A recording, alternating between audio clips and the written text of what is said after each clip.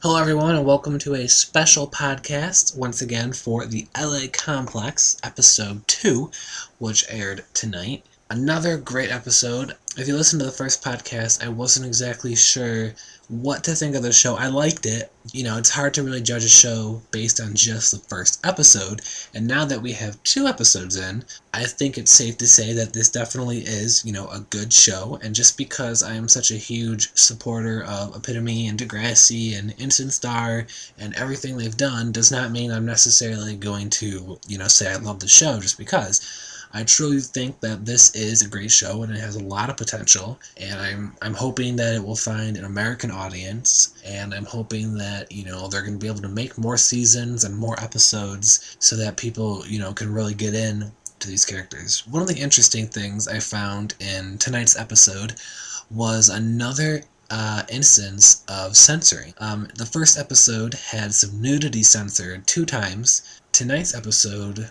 I believe there was another censoring. Tyreek was walking with Caldrick King, the rapper, and they're talking about places where they, grew up and all that kind of stuff. And it sounded like Caldrick said something that was edited out, but another censoring issue. So once again, I am very interested to see how the CW will air this when it comes to the US. And when we're speaking about how it will air on the CW, I was also kind of surprised that Cassie Steele's character, Abby, they were saying the word tit, and I know that's not necessarily an explicit word, but I can't really recall hearing that on many broadcast networks, because of course, after watching Degrassi for, a decade, especially in the early years, there were, things that aired in Canada that didn't air in the US, and things that aired in the US that didn't air in Canada. I forgot to say it last podcast, but especially in this week, Chris Turner's character, absolutely hilarious. If you listen to my interview with Steven Stone, you know that they weren't able to have him on the show as much as they wanted to due to his commitment to another show. But the stuff that he was saying to Caldrick King, with Tyreek and all that, just very funny stuff. Also tonight we got to see Kate Todd back on TV from Radio Free Roscoe. It was nice seeing her. And also I forgot to mention from the first episode, Dio Aide, who plays Dynasty. I kept thinking, he looks so familiar. Who is this? Who is this? And then I realized that he is from the original Degrassi. He played the character BLT on the show, for those of you who watched that.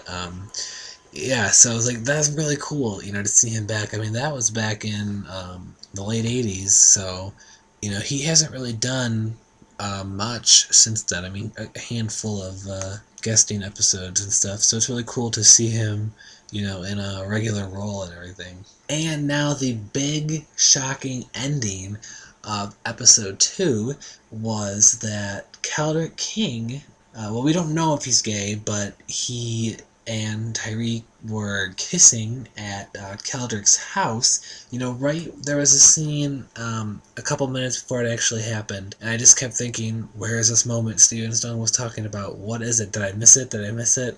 And I could just tell that they were going to kiss, that something was going to happen. And the reason why that is a shocking ending, at least to me, is because, I mean, someone like him, a rapper who talks about guns and sex and, swearing and explicit things and all that, to, be kissing another guy, to be gay, to be fooling around, whatever his situation may be, is obviously extremely taboo in the rap community. It's definitely very shocking to have, someone portraying a, big rapper to be involved in a potentially gay relationship. I'm definitely interested now in seeing, what will happen here in the final 4 episodes. Thanks for listening, and I hope you enjoyed it, and I will talk to you all soon.